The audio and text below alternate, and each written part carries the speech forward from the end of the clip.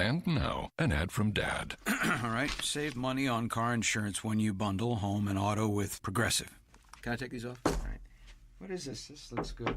Wow, that's well made. Where did you get this? I'm talking to you with the hair. Yeah, where did you get this? It's good stuff. That's solid. That's not veneer, that's solid stuff. Progressive can't save you from becoming your parents, but we can save you money when you bundle home and auto. Progressive Casualty Insurance Company, affiliates, and other insurers. Discounts not available in all states or situations.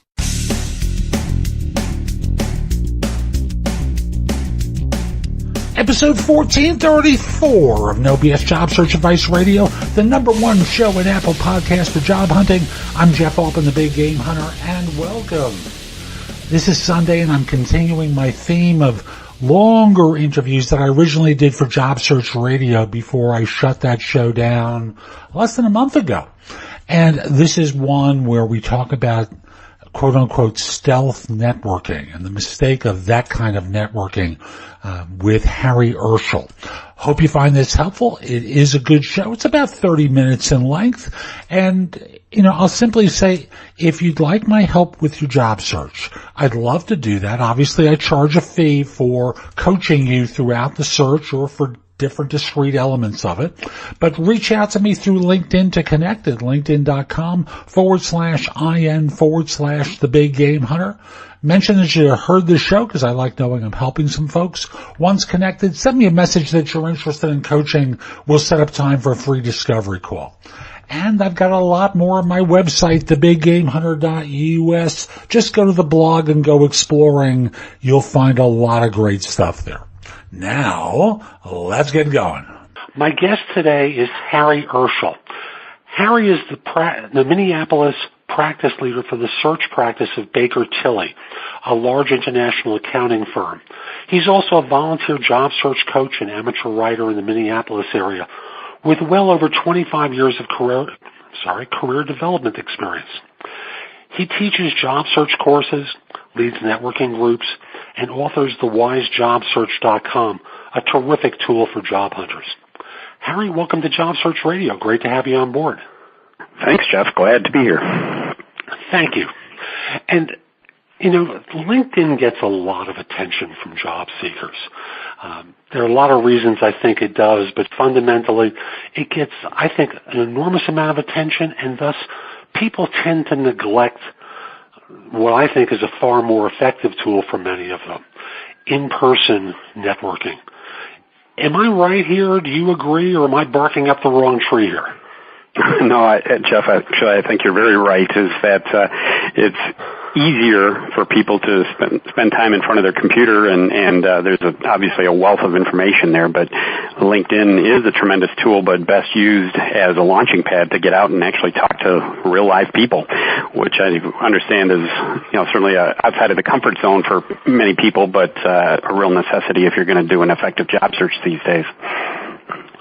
So in putting together an effective job search, how does someone start the process of in-person networking?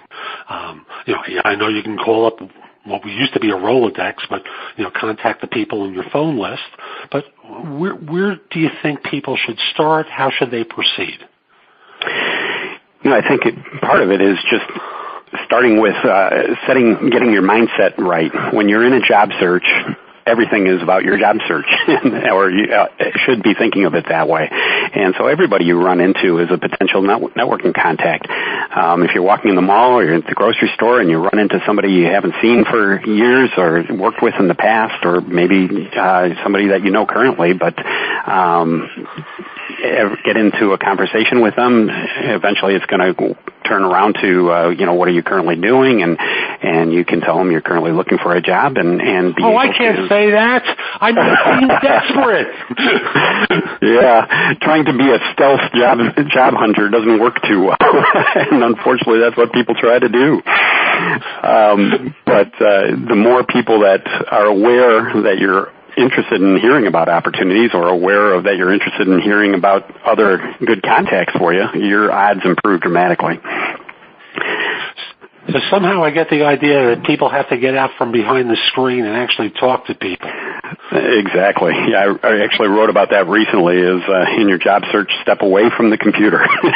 you certainly want to use the resources there, but if the majority of your time is in front of a screen, it's not going to be very productive for you. And I teach a 8-week class on job search strategies. Over the last 8 years, I've been doing that, and most of the time, the people that come after they've been either days or weeks or months in front of their computer and getting absolutely no results. You mean job boards are not the answer? These days, I think if you're a web developer or certain aspects of accounting are very hot, and you can probably get away with sending in a resume and getting a call and getting a job. But for most of the rest of us, it's going to take a little bit more than that. And I've been joking around a little bit, but it's deadly serious for most job hunters. That what they do is get out of the house, get out from behind the screen, and start talking to people. One of my early guests was a guy named John Sampson, who's one of the first super networkers I ever met in recruiting, and I've been doing this for more than 40 years. And John's philosophy started off with, you get out of the house, you start talking to people. And I remember him telling me a story about someone who he had been coaching. He was a senior VP with a banking institution, as I recall. And he was looking for a job. He was online all the time. And his cleaning person came over to him and said, "Can I get a copy of your resume?" And being as class opposed as possible, he politely kind of ignored her. And she asked 2 or 3 more times over ensuing visits, and finally his wife came to him and said, "Would you give her the resume?" And the woman happened to be doing this as part of a religious practice to clean homes, and her husband was a bank president. I love stories like that. I hear those kind of things all the time, and that's, so many times people tell me that, I don't know who to network with. I don't know high-powered people, or I don't know very many people in my industry or hiring managers, but you never know where your best leads are going to come from, and it's often from the least likely sources. One of my favorite stories was someone in one of my classes that he was at church one day after the service. There, he's standing around talking with somebody else, and they were asking about his job search, and he's saying, it's been kind of tough. And within the earshot, there was this woman who he vaguely knew. He didn't know her well, but it was an 85-year-old grandmother, and who had never worked outside the home. And she was one of these get in your face kind of people, and she overheard that he's looking for a job, and she comes up to him. She says, "You're looking for a job?" He says, "Yeah." She says, "What are you looking for?" He says, "Well, I'm an IT director." And she says, long pause, and she says, "What's that?" And as he's describing this to me, he says, I'm explaining to her what I do, but inside my head, my eyes are rolling back, and I'm thinking, what am I wasting my time with this for? And she didn't quite get what he was talking about, but she says, "Well, give me your phone number and everything else." And so he gives her her phone number, and they walk away. The next day, he gets a call from her son, who owns a mid-sized company and is looking for a new IT director. And he was ready to walk away and blow her off completely, and here was a great job opportunity. You don't know where it comes from, so don't dismiss anybody or take anyone too lightly. And I always remind people about some of the ones that they tend to forget about. Now, you talked about someone in church. I always think in terms of clergy people.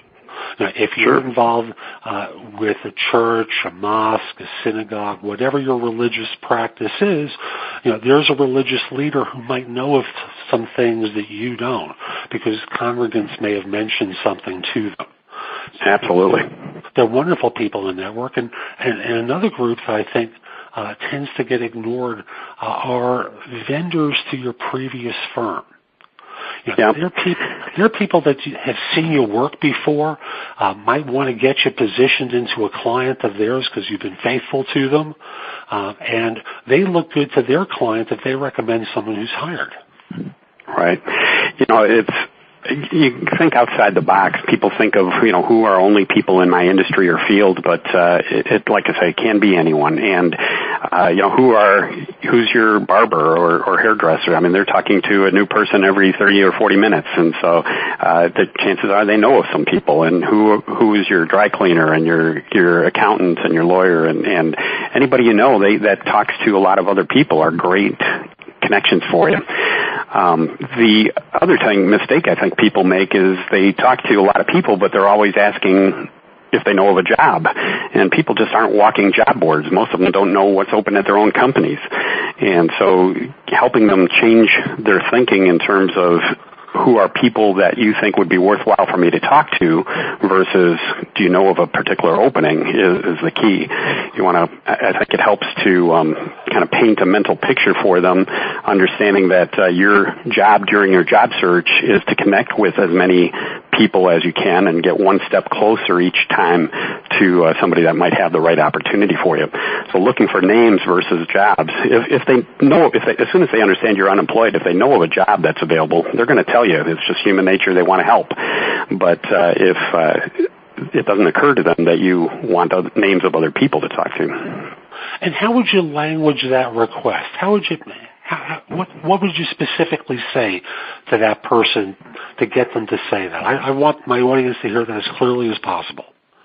Absolutely. I think being very deliberate about it and in plain English, that my job during my job search is actually to connect to as many people as I can because each one may have a lead that gets me a step closer to the appropriate job. So I'm really just following a trail of breadcrumbs from one to the other. If I really was hoping you might be able to give me the next couple of breadcrumbs, next couple of people to talk to that would potentially know of other people that would be worthwhile. So anybody that you think of that are good networkers themselves are great connections for me. If there's people that you think of that you would talk to if you were in my position, I'd love to chat with them, or anybody that you know that's in my field or at these specific companies are very helpful to me. So give them a number of options, throw out a number of examples or questions. People like to give an elevator speech, but then they just let it lay there. They never ask a question to get anything in return. And so everybody, at the end of the elevator speech, everybody smiles and nods, but that's all that happens, and then it feels awkward, and people think, well, this networking thing doesn't work for me. But you have to take it to the next step. I'm not a big fan of elevator pitches. Matter of fact, on an earlier show, I start to say, let's ditch the pitch, because invariably what happens is most people's eyes glaze over as the job hunter vomits all over them. Exactly. I completely agree with that. I think you do have to have an elevator's pitch, but it's not what most people think of as that. I think if you do have to be prepared to tell what you do and what you're looking for, but in a very conversational, simple terms. If you're an accountant, people get what an accountant does. You don't have to explain anything, and to just give a bunch of achievements you've done, most people could care less. But just to say, I've been an accountant for the last 15 years and am looking for a role, preferably in a manufacturing company, that's all you need. It doesn't have to be 30 seconds. It can be said in 5, effectively. Now, if you're something like a Unix systems engineer, you might have to simplify that for people to get a better understanding. But, it can be as simple as I help make sure that the computer systems in companies work properly so that people aren't running into problems. And so I'm interested in talking to anybody else that works with computers at other companies. Keeping it simple as possible is key. You can make it sound corporate and put a bunch of lingo in and make it sound impressive, and everybody is impressed, but you get no response because they feel like you're out of their league or they just didn't understand what you're talking about. It's one thing to be detailed with someone you know understands. But exactly. If you're talking to a civilian, you just can't be that detailed because their eyes glaze over. They start looking beyond you for how they can escape. Right. They want to get off the elevator. Two things I stress to my classes all the time is brevity is a virtue and keep it simple, silly. It's just as simple as, and if a Unix systems engineer is talking to somebody in IT that gets it, then certainly you can go get more deeper in the weeds about what you've done. But if you're talking to the stay-at-home mom next door, you're not going to be able to explain to her about Perl scripting and kernel programming. She'll think the kernel involves corn, but that's a different conversation. Exactly. And folks, we're going to be back with more from Harry Urschel in just a moment, but first I want to give you my job search insider tip for this show. And this is a little trick I developed for situations when you're in an in-person interview and you feel like you're losing the audience, you're losing the interviewer's attention pretty early on. I've used the phrase, their eyes glaze over. Well, you have a sense that they're just lost in their own thoughts and they're not really paying attention. What I found over the years is one of the simplest tricks for pulling that interviewer back in and getting their attention is to shift in the chair a little bit. Maybe you cough while you do it, but you do something physical that moves you, and often that gets their attention back focused to you and what you're saying. I don't want to make this seem like a big thing, but a couple of simple movements, like I said, shift in the chair, cross your leg a different way, whatever it is. It's a physical movement and perhaps a cough, and you're able to rein that person back in. So that's my tip for this show. Let's come back to Harry and continue our conversation. So let's keep going talking about networking, and basically we're in complete agreement here about everything that we've talked about so far. When you're talking to your classes and you're telling them about networking, what do you tell them about after this? What sort of additional pointers do you give them? I think as we have been talking about that, talking to live people versus anything on the computer is so much more effective. It's easy for them to ignore an email. It's not easy to ignore talking to you. Most of the time if you call someone up, you're going to probably get a voicemail first time around. But even that is a little bit more a next step beyond an email. It's harder for them to ignore a voicemail than an email. They might not call you back, but you're going to be more recognizable when you call back again and catch them another time versus just having left an email that they never read. So that personal contact is so critical, and that's the part that scares most people, I think, about networking. But I think often they think of it as some magical thing that you have to learn when, in fact, it's just building relationships. Get out and talk to people, figure out how you can enjoy the process yourself and learn things from them. And people love talking about themselves, so ask them questions about how they got to where they're at in their career or in their company, and it opens up the conversation. The key is getting them to talk as much as you can. One of the coaching points that I always give candidates when they're going to interview, and I think it's very useful in networking. One of the little tricks I tell people in recognizing whether they've done well on an interview is the more the interviewer is talking, the more they like you. Yeah, I think that's definitely true. And in networking, you want to encourage the person you're networking with to talk with questions. You want them to offer advice to you. So you can say one question that's kind of open-ended, like you offered the example before, how did you get to where you are now in an informational interview? And this person goes on for 3 to 5 minutes talking about themselves, and then you'll follow up with another question, and they're going to talk some more. And at the end of the conversation, they're going to think to themselves, that person was really interesting. Exactly. Right. People love to talk about themselves, and especially if they're being looked to as the expert or the one that has kind of the upper hand in the situation, they're going to appreciate that a lot more. If you're just talking the whole time, they're not even listening. I'm sorry, please continue. I was just going to say the next key part of it, though, is the follow-up, and this is, I think, where a lot of people drop the ball as well, is oftentimes they'll have a conversation and nothing comes from it, but making a point of getting an email address from, and preferably a phone number from everybody you talk to so that you can follow up afterwards, just thanking them for their time, reminding them just extremely briefly, reminding them, what you're looking for and any other names that they may know would be really appreciated, and then probably once a month or once every 5 or 6 weeks, send out a email updates to a blast to everybody you've talked to. Just making sure to put everybody in the blind copy field of your email, but just saying, I appreciated the conversations we've had before. Have had a lot of things going on this last month in terms of networking meetings and interviews, but still I'm open to hearing about other opportunities or other good contacts as well. And so anybody that might come to mind, I hear from people that do that consistently and do it professionally and briefly. They get more leads from that each month than anything else they do. The big mistake I think a lot of people make is they make the request one time. Right. You meet someone one time, you say, who do you know, who, and that's the last contact you have with that person. And in fact, sometimes that person just couldn't think of it at that moment, but you send them a message again and they can think of it. Exactly. Well, yeah, what often happens, I think, is, a week or 3 weeks later, something comes to mind and they think, well, 3 weeks have gone by, he's probably found a job by now, so they drop it. Or they don't know how to get in touch with you.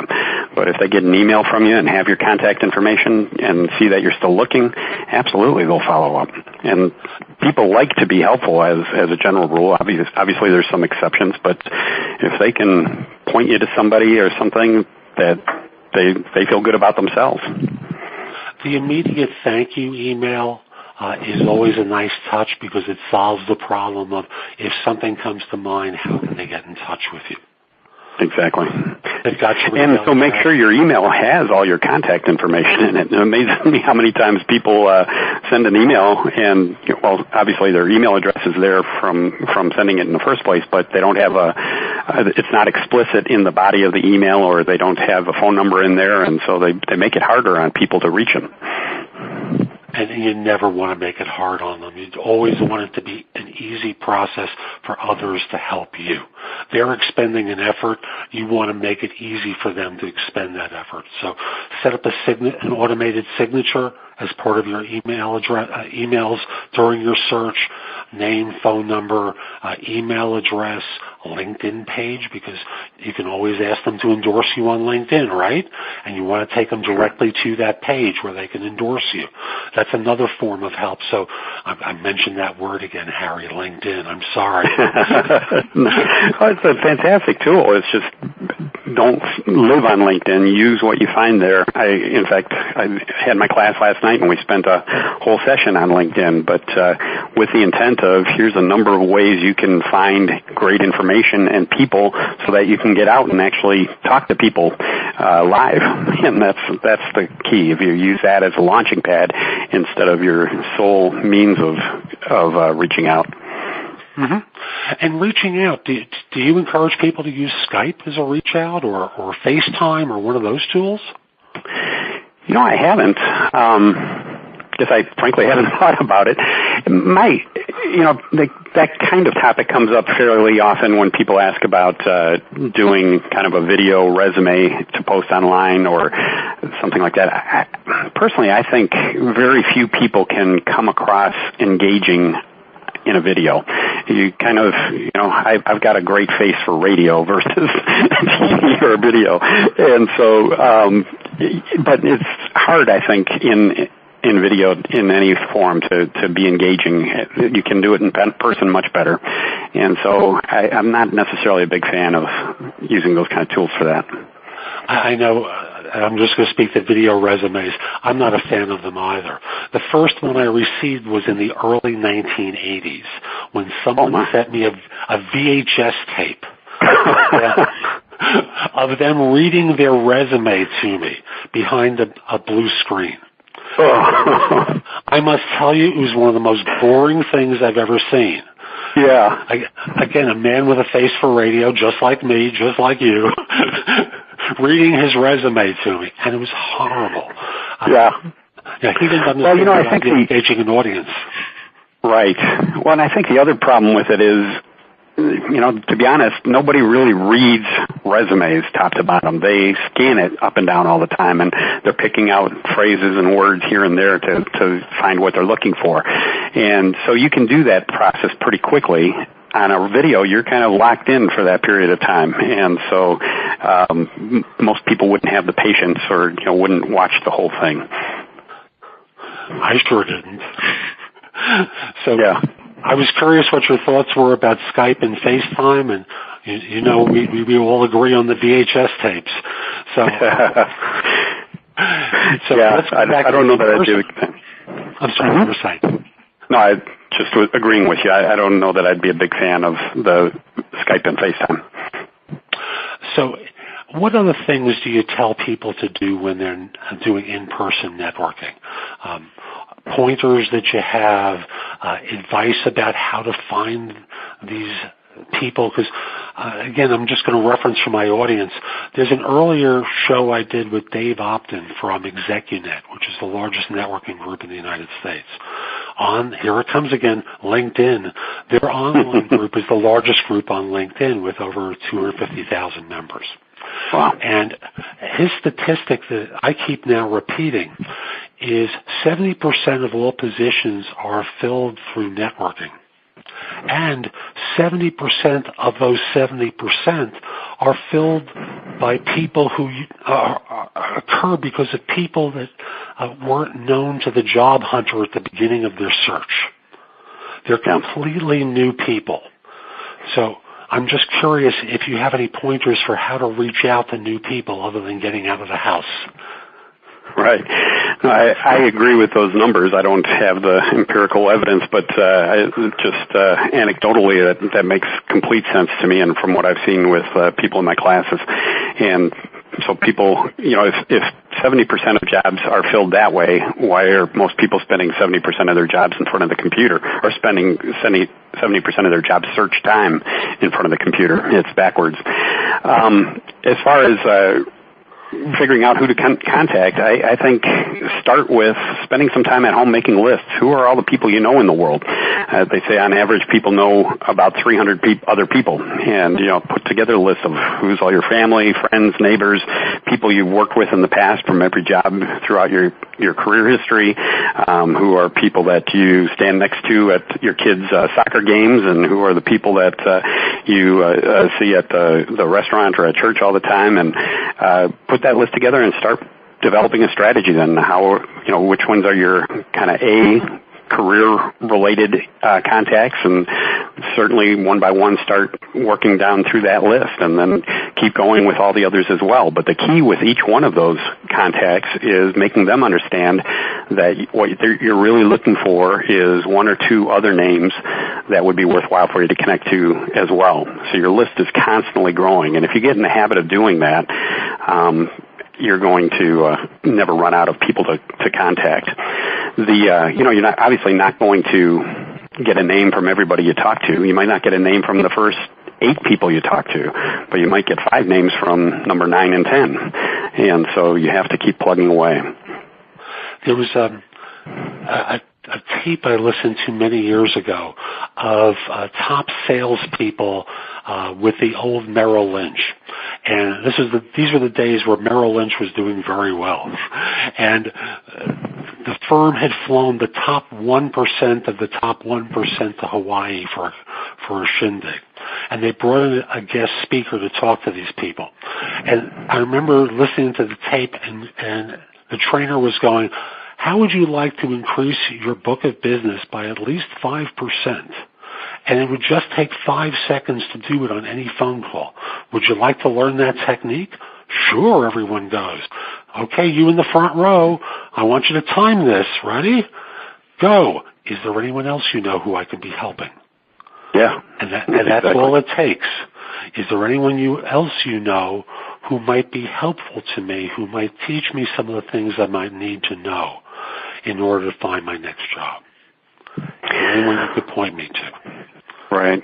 Well, just that concept of anybody else that I can help is, I think, having that attitude yourself when you're networking of how can I be helpful to this person as well. And, be sincere about it and not come up with some contrived ways that sound phony, or being that person that I had somebody write me recently saying, how do I do that without sounding like that slimy guy that's just trying to be nice to get something from you? But I think sincerity just goes a long way to that. Be listening to what they're talking about, and if you both have or somebody that has the same kind of interests they do, or is in the same field, and may have something to offer, offer to make those introductions yourself. As you're building your own network, that network can be valuable for other people as well, and so offer to make connections for them if they're interested. The more you can, that they understand that this is a two-way street and you can be an asset and of help to them, they're much more willing to help you then as well. As the old saying goes, give more, get more. Exactly. I found that to be true in my life and in my search career as a, I don't want to call it a technique because then it does sound contrived, but as a practice for me where I help others, and lo and behold, a lot of help comes back. Now, we're coming up on the end of our time with one another, Harry, so if there's one more real juicy one that you've got for the audience, I'd love them to hear it. I wish I had that last one to knock out of the park, but I don't have anything else for you, sorry. That's okay. Every once in a while, when I ask the question that way, I get a real juicy one, but not this time. That's okay. Folks, I just want to check with Harry. How can people, could you tell people about the Wise Job Search website and the kind of stuff that you have there for people? Yeah, absolutely. It's essentially a blog, but I've written on it for the last few years. One of the things I think for both you, Jeff, and me that gives us pretty good insight about into the job market is that we've been recruiters for a number of years, and so we get always to hear from our clients and our candidates in terms of what's working and what's not, and what makes a client or an employer decide to hire one individual over another, and all those kind of things are great fodder for being able to advise candidates how to be more effective in their job search. And so I've taken there's over 300 articles on there that cover every aspect of a job search. A lot of it has to do with attitude, making sure that you're in the right frame of mind and have the right attitude when you're talking to people. And it covers networking extensively, as we've been talking about. It covers interview skills and resume best practices and a number of other things. And so people have found it quite helpful. Its articles have been picked up by a lot of national publications, and it really can make a difference in terms of having practical advice that you can use tomorrow. That's terrific, Harry, and thank you for making time today. And folks, so that's today's show. I hope you found it helpful, and if you did, here are a few more ways to get more from me. First of all, visit my website, which is thebiggamehunter.us. I have more than 6,000 blog posts there that you can watch, listen to, or read that will help you find your next job. If you want the best of my advice, join JobSearch.Coaching.HQ.com, where I've curated information with a focus on interviewing. If you decide to take the lifetime membership at the site, it's $299 currently, but that's the price of a coaching session or an hour of coaching from me, and I'll be giving that to you if you join with a lifetime membership. Have a few questions? Contact me through the Magnify app for iOS or PrestoExperts.com, where you can call me. Schedule a specific time with me through chat on Magnify or by connecting with me on LinkedIn at linkedin.com/IN/The Big Game Hunter. Once we're connected on LinkedIn, you can message me about coaching you, scheduling in time for Magnify or Presto Experts, speak with me about a resume or LinkedIn profile critique, help you with a salary negotiation or my trusted advisor services, and much, much more. Like you, I don't work for free. I do charge for what I do. You can take my classes on Skillshare and become a premium member using the link in the show notes and receive 2 months for free instead of just the one that the site offers. Skillshare offers thousands and thousands of courses, not just simply mine, on a host of different subjects that can help you in many different ways. Lastly, join my group on Facebook called Career Angles. It's free to the first 250 people who join and is focused on helping you do better at work. Information is shared daily, and we're attempting to build a supportive group there. Ask to join. I'm not letting recruiters in at this point. So I'll be back tomorrow with more, and in the meantime, I hope you have a great day. Be great!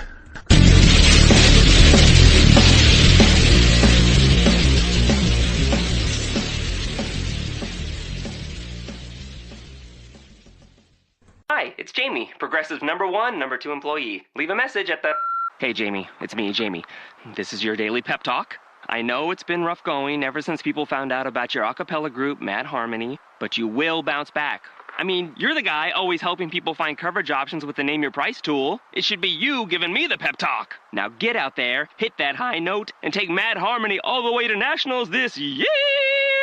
Sorry, it's pitchy. Progressive Casualty Insurance Company and Affiliates. Price and coverage match limited by state law.